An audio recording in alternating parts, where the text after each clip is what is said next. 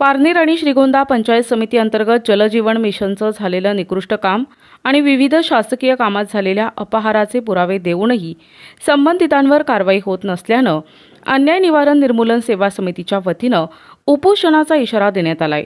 मंगळवारी दिनांक 18 जूनला जिल्हा परिषद समोर उपोषण करण्याचा इशारा समितीचे जिल्हाध्यक्ष अरुण रोडे आणि पारनेर तालुकाध्यक्ष निवृत्ती कासोटे यांनी दिलाय। तर जाणीवपूर्वक कारवाई करण्यास टाळाटाळ केली जात असल्याचा आरोप करण्यात आलाय। पारनेर तालुक्यातील मौजे कासरे ग्रामपंचायत अंतर्गत चालू असणारे जलजीवन मिशन अंतर्गत पाणी पुरवठा योजनेचं काम अतिशय निकृष्ट दर्जाचं केलं असून ते काम ठेकेदारानं अपूर्ण अवस्थेत ठेवल्यानं त्याच्यावर कारवाई करून त्या ठेकेदारास काळ्या यादीत टाकण्याची मागणी करण्यात आली आहे। तर मौजे धोत्रे बुद्रुक येथील ग्रामपंचायत अंतर्गत पाणी पुरवठा स्वच्छता समितीचे इतिवृत्त दप्तर तपासणीचे दप्तर गहाळ झाल्याबाबत पुरावे देऊनही पंचायत समितीनं कुठलाही गुन्हा दाखल केला नाहीये। चौंभूत ग्रामपंचायतचे ग्रामविकास अधिकारी यांनी डॉक्टर बाबासाहेब आंबेडकर आणि महात्मा फुले यांच्या जयंतीदिनी त्यांना अभिवादन न करता महामानवाचा अवमान केला असून त्यांच्यावर देखील शिस्तभंगाची कारवाई करण्यात आली नाहीये। श्रीगोंदा तालुक्यातील शिरसगाव बोडखा येथील कामात मोठ्या गैरव्यवहार झाला असून या प्रकरणातही कारवाई करण्यात आलेली नसल्याचं निवेदनात म्हटलंय।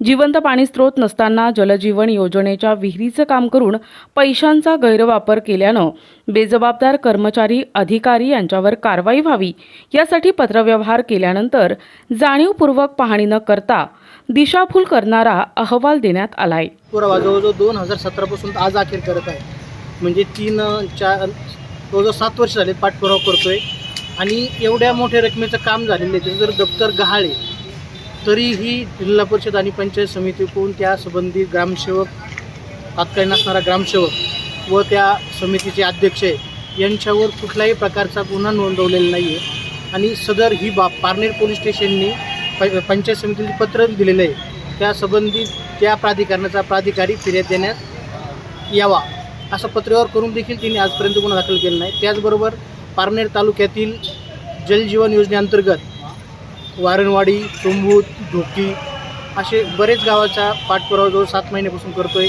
तरीही जलजीवनचे एकदम अतिशय निकृष्ट काम झालेलं आहे। अद्यावत त्या ठेकेदाराला कुठल्याही प्रकारचा काळ्या यादीत टाकलं नाही, त्या ठेकेदारावर कुठलीही कारवाई केलेली नाही। कारण या जलजीवनमध्ये काय झाले, मोठ्या रकमेचे कामे आलेली आहेत आणि ते कामे काय होतं, टक्केवारीने ते अधिकारी एकमेकात गुंतलेलं आहे। त्याच्यामुळं जाणीवपूर्वक संबंधित विभागाकडून त्या ठेकेदारावर कारवाई करण्यात दिरंगाई केली जात आहे। त्याचबरोबर पारनेर तालुक्यातील मौजे कासारे येथे जलजीवन योजनेचं जे काम सोडून दिलेलं आहे, तर मी आणि त्याचबरोबर श्रीगोंदा तालुक्यातील शिरसगाव बोडखा येथे जे जलजीवन योजनेचं जे निकृष्ट काम झालं आणि त्या ग्रामपंचायतीचा अपहाराबाबत मी वेळोवेळी पाठपुरावा केला आहे।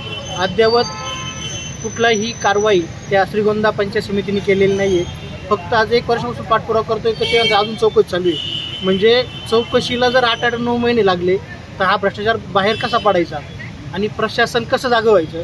म्हणून आमच्यासारख्या सर्वसामान्य सामाजिक कार्यकर्त्यांना न्याय घेण्याची किंवा न्याय देण्यासाठी ग्रामस्थांना आम्हाला उपोषण करण्याची वेळ येते आणि उपोषणाचा ही 3री वेळ आहे, तरीही या झोपलेल्या प्रशासनाला जाग येत नाही आहे। आता या प्रशासनाच्या विरुद्ध फक्त आम्ही जनहित याचिका दाखल करणार आहोत, हीच मी मीडिया माध्यमातून विनंती करतो। जर आज त्यांनी कुठली कारवाई नाही केली तर यापुढीलची जी आमची तयारी आहे ही जनहित याचिका दाखल करा। धन्यवाद।